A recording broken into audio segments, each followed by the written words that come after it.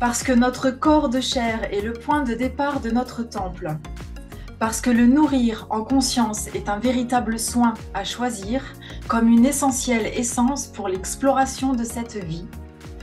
Et parce que la vivance joyeuse s'entretient mieux par le vivant, je vous propose aujourd'hui la rencontre avec une agissante des sens.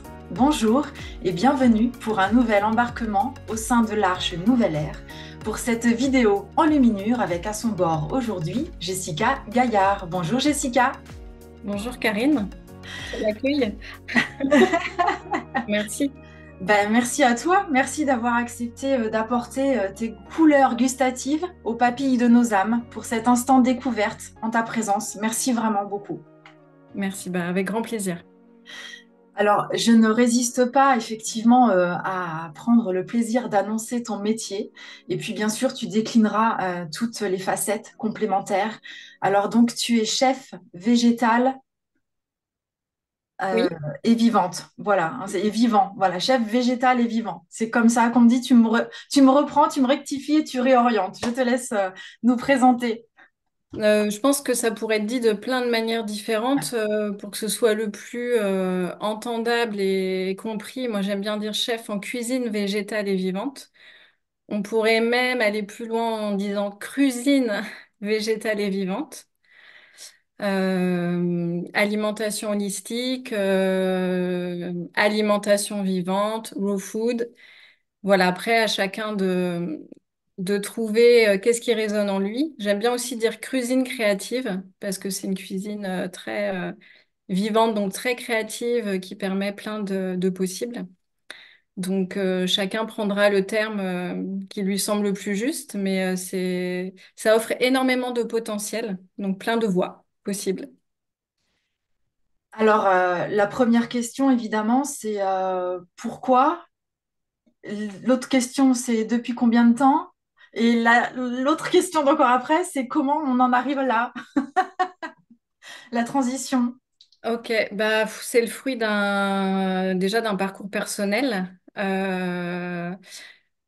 Une histoire alimentaire. Moi, je cuisine depuis un petit peu toujours. Je crois c'est très quelque chose de famille. La cuisine, donc j'avais les mains dans la cuisine depuis toute petite.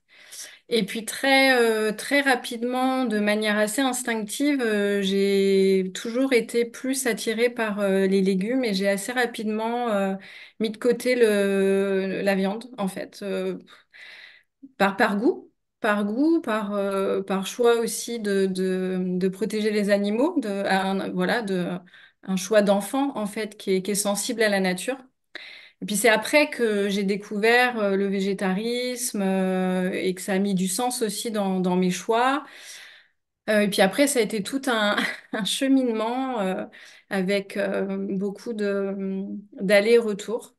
Hmm. Euh, les voyages aussi m'ont permis de m'ancrer dans cette vision végétarienne avec des séjours en Inde, en Asie qui ont donné aussi du sens et m'ont ouvert à toute une palette gustative qui a beaucoup nourri ma curiosité et puis mon attrait pour la cuisine depuis toujours. Mais je crois que le déclic, il y a eu deux déclics. Le premier déclic, ça a été la découverte de la permaculture. Où je me suis beaucoup intéressée à cette compréhension des écosystèmes, du sol, en fait, de la vie du sol. Et Hmm. puis, euh, et puis en parallèle, je m'intéressais de plus en plus à la santé, aux médecines alternatives et notamment à l'hygiénisme. Et pour moi, ça a été une grosse prise de conscience de cette compréhension du vivant, en fait, que finalement la vie du sol et notre vie intérieure, étaient organisées par les mêmes principes, les lois du vivant. Et je me suis dit, waouh, mais ça y est, c'est ça. Et j'ai été vraiment, je suis rentrée dans une quête de compréhension de toute cette symphonie du vivant, en fait. Et puis, vu que j'étais quand même, j'ai oublié de dire que j'ai travaillé en tant que cuisinière plus traditionnelle. J'ai tenu un restaurant pendant 15 ans. Donc, j'avais quand même le pied dedans aussi. Et voilà, le mélange de toute cette compréhension du vivant et puis aussi mon amour pour la cuisine m'a fait mettre plus de vivant dans mon approche culinaire, en fait. Oui, c'est ça, c'est parce que je me disais, ça part forcément de quelque part et ça va après bien au-delà. Effectivement, c'est vraiment une philosophie de vie, un art de vivre après, hein, ça s'étend. C'est ça. Mm. Donc, il y a eu il y a eu cette réflexion autour du vivant par la permaculture. Et puis aussi, bah, après, la vie qui fait que bah, j'ai pas été épargnée par des petits soucis de santé, comment dire, la déclaration d'une allergie aux produits laitiers de mon fils, tout bébé, qui m'a amené à davantage approfondir cette notion de santé, cette notion d'homéostasie à travers la naturopathie et puis bah je crois qu'aussi je me trouvais pas j'étais en recherche d'un équilibre encore plus fin à travers la cuisine végétarienne. Je sentais un déséquilibre en moi, je me sentais fatiguée, je sentais qu'il y avait des choses qui allaient pas, des problèmes de digestion aussi, hein, qui m'ont fait m'orienter vers l'alimentation vivante. J'avoue qu'au début, ça m'a semblé inaccessible, tellement je trouvais ça différent, un autre paradigme, parce que oui, c'est une toute autre approche. Donc, peut-être préciser un peu qu'est-ce que l'alimentation vivante, un peu Absolument, ce que absolument. j'entends. Donc, c'est une cuisine, par la notion de vivant, on entend différentes choses. C'est une cuisine donc déjà exclusivement végétale, donc qui exclut entre guillemets. Je vais décrire ce que c'est de manière euh, enfin en termes de définition, puis après moi je vais partager mon approche. Donc la cuisine, l'alimentation vivante, c'est une cuisine exclusivement végétale, donc qui exclut les produits animaux. Donc on va entendre tout ce qui est produits laitiers, viande, produits de la ruche, donc c'est plutôt vegan. Et puis, qui, par vivant, on va comment dire, insister sur le fait qu'il n'y a pas de cuisson. On va préserver au maximum le vivant, donc tout ce qui est les micronutriments. Donc, micronutriments, on entend toutes les petites molécules, les vitamines, les oligoéléments, les enzymes, les acides aminés qu'on qu'on ne mentionne pas trop en nutrition ou en diététique plutôt conventionnelle, mais qui est pourtant hyper importante. Et puis, par la notion de vivant, on entend aussi la notion de vitalité, qui peut paraître un petit peu abstrait si on n'est pas un peu branché médecine alternative ou voilà, mais qui est pourtant bien réel. J'aime bien donner l'exemple d'une d'une lentille, par exemple, que si je la mets à tremper dans l'eau, bah, elle va germer. Et c'est ce qu'on a, voilà, c'est ça le potentiel vital. Si ma lentille, je la cuis et j'essaye de la faire germer, elle ne germera jamais. Excellente C'est du bon, image. Ouais. voilà, c'est du Mm. bon sens. Et cette notion de vitalité, c'est cette force de vie, en fait, qui est présente dans tout le vivant, mais qui va être détruite à la cuisson. Et c'est ce qu'on va, nous, particulièrement rechercher par la non-cuisson ou par des pratiques spécifiques comme la germination, la fermentation et la déshydratation. Donc voilà, ça c'est un petit peu, je dirais, la définition stricte de l'alimentation vivante. Moi, mon approche, elle est quand même un peu plus ouverte parce que je pense parce que je suis passée aussi par par cette phase très stricte. Et les expériences et la vie m'ont amené à m'ouvrir de plus en plus et à réintégrer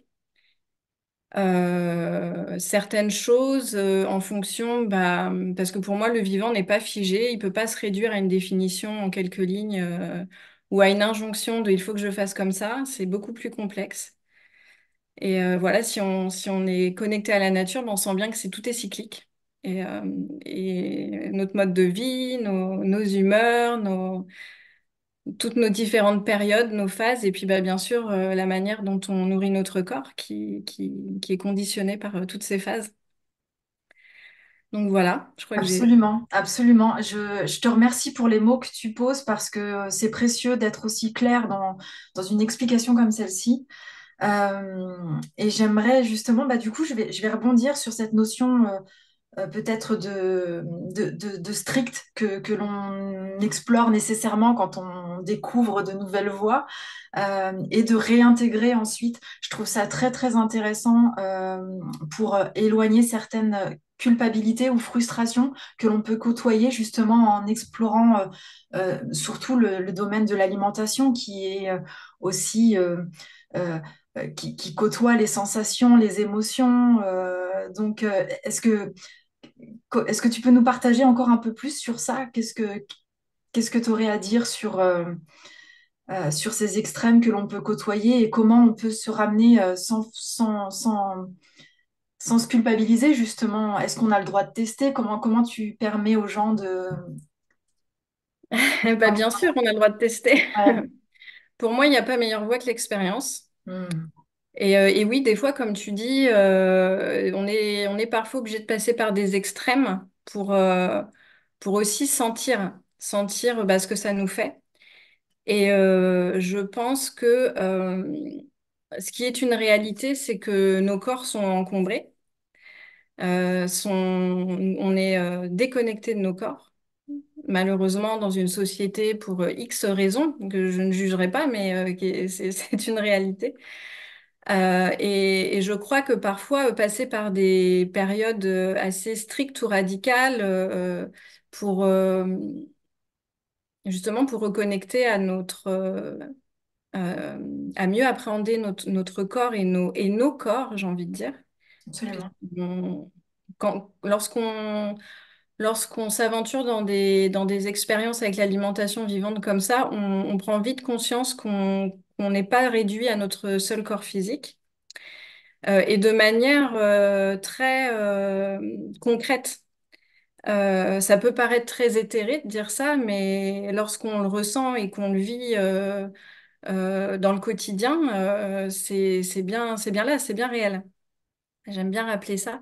Et je pense que oui, passer par une période stricte d'alimentation vivante ou de jeûne ou de monodiète ou d'approche plus hygiéniste avec des pratiques propres à l'hygiénisme va permettre de débarrasser le corps de ce qui l'encombre pour se rapprocher de nos sens, en fait, ouvrir nos sens et revenir à une capacité d'écoute, de conscience corporelle plus affûtée, plus ajustée, qui va nous permettre ensuite, en conscience, de vraiment savoir, là je vais plutôt parler de presque d'alimentation instinctive ou sensorielle, de savoir ce qui est bon pour moi, euh, en, en sachant que que c'est vraiment une réponse corporelle et pas mon émotion qui parle à travers moi ou le mental qui me dit il faut que ça parce que c'est bon pour la santé. Et ça, bah, je dois bien avouer que ça se fait pas du jour au lendemain. Alors c'est plus rapide pour certaines personnes que d'autres, mais voilà, ça demande de cheminer et c'est toujours des voies pour moi, ça pourrait être en soi une voie de connaissance de soi. Voilà. Absolument, parce que du coup, ça invite à sentir en soi. Et comme tu disais, on est tellement éloigné du senti de nos corps et de son dialogue intérieur. Et du coup, comment inviter les gens à... Parce que comme tu le disais, c'est une approche où on peut se dire, oh, c'est tellement loin de ce que je pratique aujourd'hui, je sais pas, alors que l'élan est là. Et du coup, Mhm. peut-être freiné par je ne sais pas comment faire. Est-ce que toi, tu accompagnes aussi dans ce sens-là? Bah, je propose des accompagnements parce que souvent les personnes viennent à moi et me demandent, me questionnent pendant les ateliers ou les stages auxquels je participe. Et c'est vraiment du cas par cas. Hmm. Il n'y a pas de formule magique. Enfin, en tout cas, je pense pas. Puis pour moi-même l'avoir expérimenté, ça fait maintenant une dizaine d'années que je suis dans cette voie et bon, bah, moi-même encore, je chemine, je découvre d'autres approches, mes sens s'affinent encore plus. Enfin, voilà. Euh, je pense que il y a beaucoup aussi souvent qui est mêlé avec le rapport à l'alimentation, les émotions, tout le côté émotionnel qu'il faut, je pense, en priorité à les voir en fait et à les rencontrer. Et pour moi, ça passe d'abord par mon histoire alimentaire. Hmm. Qu'est-ce que ça raconte de moi? En plus, en France, on est quand même très l'alimentation. C'est quand même c'est quand même très ancré. Et je pense qu'il faut pas non plus se couper de ça, de nos racines, de notre histoire familiale avec l'alimentation, de tout ce que ça peut nous, nous apporter. Mais plutôt comment je vais faire avec ça, comment je vais mettre plus de... Pour moi, c'est mettre plus de vivant au quotidien dans mon assiette, mais ça peut être aussi d'autres manières, avec d'autres approches. Pour moi, c'est pas euh, l'alimentation, ça suffit pas, mais c'est un grand axe. Donc, je conseille toujours de mettre plus de vivant dans les assiettes, avec ce qui est le plus accessible pour la personne. Donc, en fonction, au cas par cas, en fonction de son temps, en fonction de son budget, en fonction du matériel qu'elle a, pour que ce soit simple, facile, et la notion de gourmand est très importante. Parce que si on est frustré dès le départ, ça va pas, ça va pas marcher sur le long terme. Il y a une grosse notion de réconfort. Pour moi, on cherche quand même du réconfort dans la nourriture. Euh, il y a quelque chose qui a besoin d'être comblé, je pense, profondément. Pour moi, c'est lié aussi à notre rapport à la mer. Donc voilà, tout ça, ça se... On rejoint la vision holistique dont tu parlais tout Eh à oui, l'heure. Tout oui, à oui, fait. bien sûr. Hmm. Et puis il y a plein d'autres manières de se nourrir. Pour moi, on pourrait aussi aller voir comment je comble mes besoins en fonction des différents aspects de mes différents corps et comment je peux, comment dire, composer avec, avec toutes mes nourritures au-delà de la juste nourriture physique, alimentaire. Tu entends la nourriture de lecture, la nourriture d'information, la nourriture de ce que de nos échanges quotidiens. Tout à fait. De quoi j'alimente? Je m'alimente au quotidien, de comment je le digère et comment je l'assimile. Effectivement. Et du coup, comment on est dans la maîtrise, entre guillemets, sans être rigide, mais dans la maîtrise de ce qu'on laisse venir à soi et de ce que l'on choisit. Bah, moi, je pense que ça passe vraiment par cette notion de conscience corporelle, d'être ajusté, d'être en dialogue au quotidien avec son corps, avec ses ressentis, avec sa vulnérabilité. Et ça passe avant tout par un état de réceptivité, d'ouverture. Et pour accéder à cette ouverture, il faut être dans un état de relâcher. Donc, c'est très corporel, en fait. Hmm. Donc moi,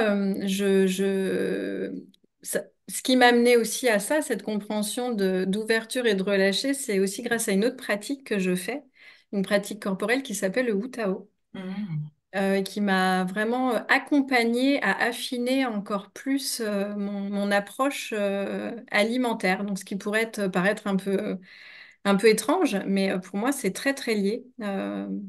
De me rapprocher encore plus de mes ressentis, de ma sensorialité pour m'ajuster jusqu'à vraiment être en dialogue, ouvrir la communication entre mon corps et le monde extérieur, quoi. À quel point tout est lié. Et justement, donc dans cette liaison, comment tu maries, comment la chef végétale travaille, comment, est-ce que tu te déplaces, est-ce qu'on te retrouve à un endroit particulier, est-ce que tu parlais d'organisation d'événements tout à l'heure, est-ce que tu peux nous dire un peu pratiquement comment ça se passe? Et ben, comme je disais, il n'y a rien qui est figé. Je C'est suis beaucoup en super, c'est mouvement. super. Je m'adapte aussi aux demandes.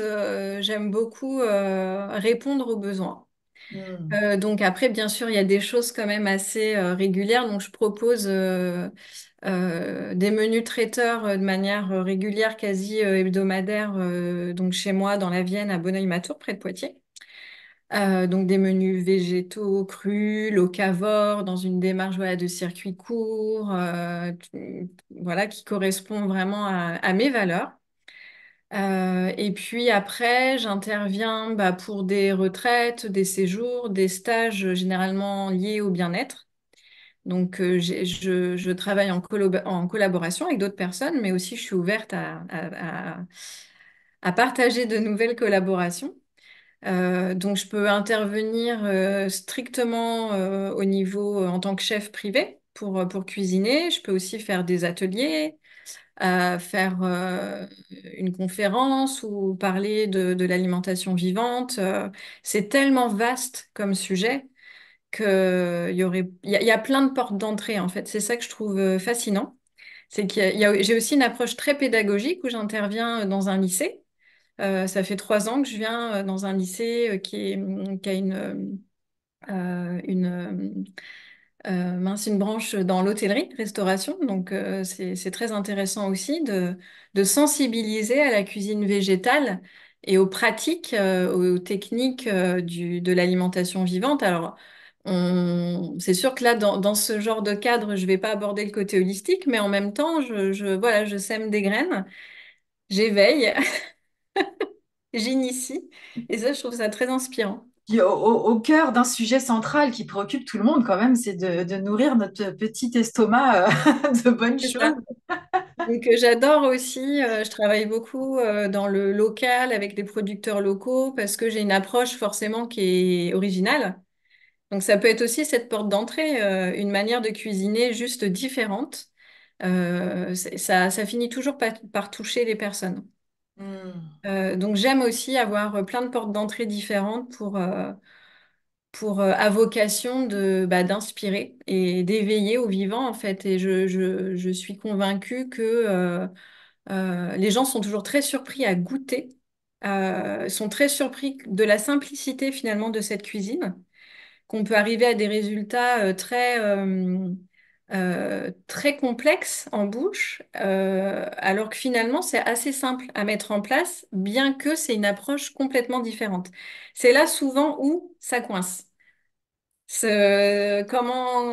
les gens sont un peu bloqués à le mettre en pratique au quotidien. Donc c'est pour ça que je propose évidemment des ateliers pour pratiquer et puis partager ma vision de manière très conviviale, très simple. Et c'est souvent des chouettes moments. C'est magnifique parce que quand on t'entend, on entend la cohérence déjà dans tous les espaces. On entend l'arborescence qui se passe autour de tout ça. Et en même temps, la convergence, quoi. C'est juste extraordinaire. Et jusqu'au nom de comment on appelle ça, de ta société, de ton enseigne. Voilà. Philippe Andul, est-ce que tu veux nous en parler? Parce que je trouve ça aussi super. Eh ben, Philippe Pendule, c'est le nom un peu retravaillé de la Filipendula ulmaria, qui est le nom latin de la reine des prés.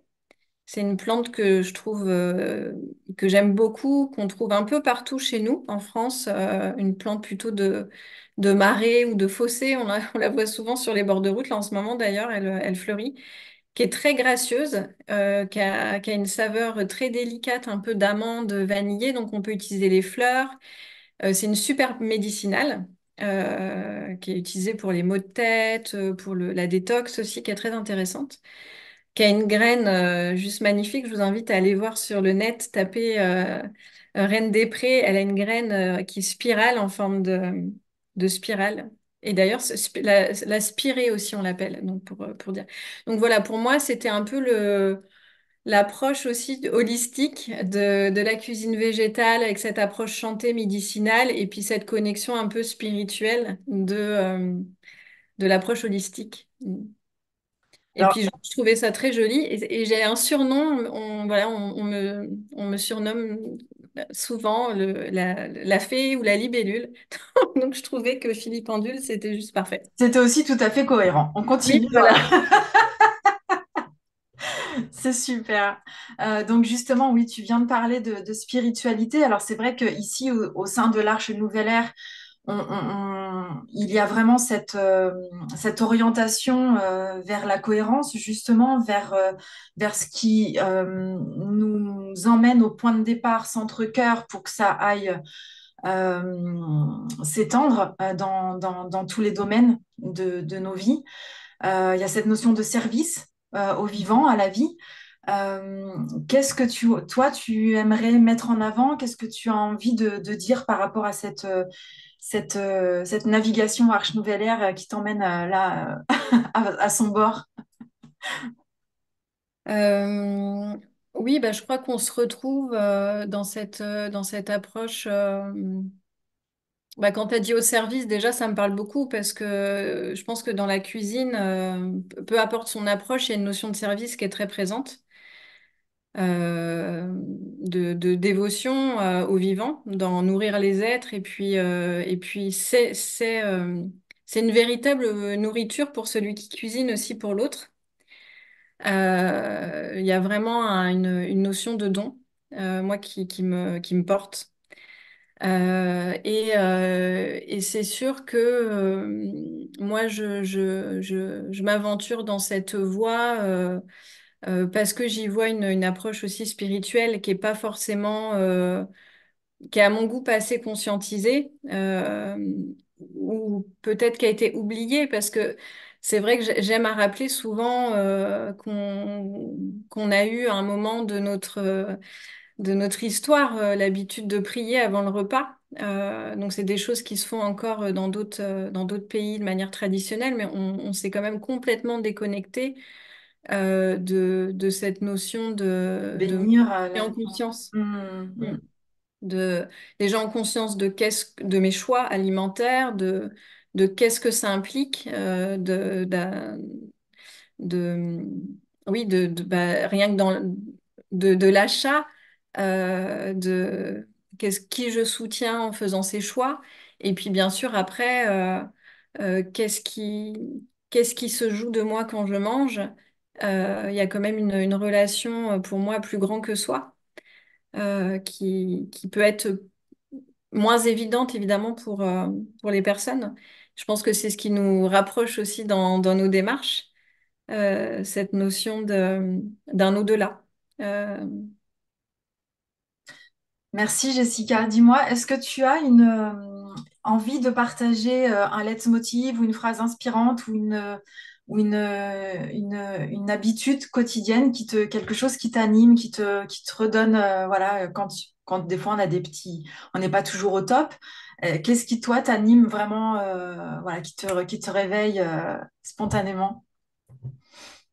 Bah, tout de suite, quand tu m'as dit une phrase inspirante, j'ai pensé à mon logo, entre guillemets, qui est nourrir le vivant en soi. Hmm.